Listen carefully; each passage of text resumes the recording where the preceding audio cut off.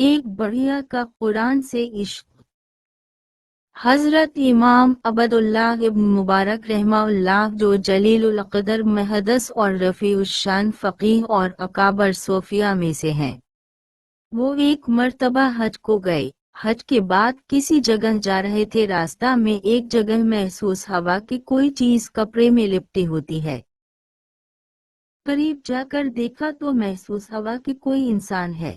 انہوں نے سلام کیا تو اس کپڑے کے اندر سے ایک بوڑھی عورت نے جواب دیا۔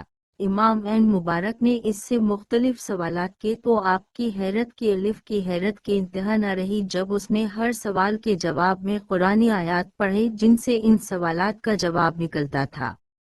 واقعہ بہت تفصیلی اور لمبا ہے۔ یہاں چند سوالات اور ان کے جوابات جو ان دونوں کے مابین ہوئے وہ فقل کرتا ہو لیا۔ امام صاحب نے پوچھا کہ تم یہاں کیا کر رہی ہو؟ وہ کہنے لگی، ویمن یوزول فی اللہ یاد لاؤ، اللہ جس کو گمراہ کر دے اس کا کوئی رہنما نہیں۔ امام صاحب نے سمجھ لیا کہ یہ راستہ بھٹک گئی ہے، اس لیے پوچھا کہاں جانا چاہتی ہو؟ اس عورت نے قرآن کی آیت پڑھی، پاک ہے وہ ذات جس نے اپنے بندے کو رات کے وقت مسجد حرام سے مسجد اقصی تک سیر کرائی۔ آپ سمجھ گئے کہ یہ مکہ سے بیت المقدس جا رہی ہے اور راستہ بھٹک گئی ہے۔ عبداللہ ابن مبارک نے پوچھا کہ کتنے دن سے یہاں بیٹھی ہو؟ کہنے لگی، سیلاسل لیالس پویا، پورے 3 راتوں سے۔ آپ نے پوچھا کیا کچھ کھاؤ گی؟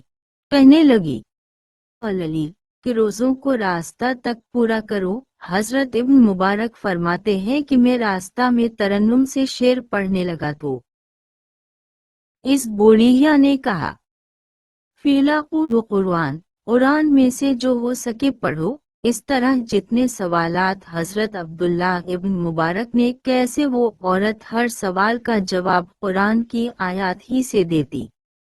جب وہ اس کے بیٹوں کے پاس اس کو پہنچا چکے تو ان سے پوچھا کہ تمہاری ماں کیا قرآن کے سوا کچھ نہیں بولتی؟ تو اس کے بیٹوں نے بتایا کہ ہماری ماں نے عہد کیا ہے کہ قرآن کے سوا کچھ نہیں بولوں گی، اور یہی حالت ان کی 40 سال سے ہے۔ اللہ اکبر! کیا عشق و محبت ہے قرآن سے، اس طرح قرآن سے محبت ہو۔ یہ قرآن کا دوسرا حق ہے۔